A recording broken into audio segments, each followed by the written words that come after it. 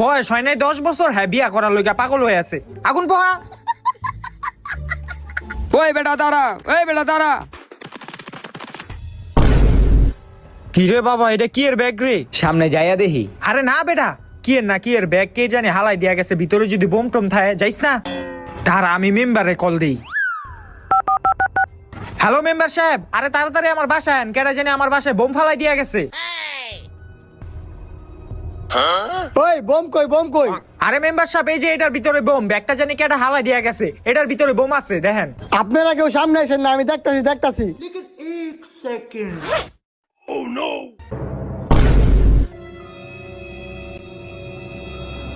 এই মেম্বার সাহেব কই যান? বোম তো ফাইটে যাইবো গা। সমস্যা নাই, আমি তখন লেগে আমার জীবন দিতেও রাজি আছি। স্যালুট মেম্বার সাহেব। এই টাকাটা দিয়ে আমার বাড়িটা স্কুরুম।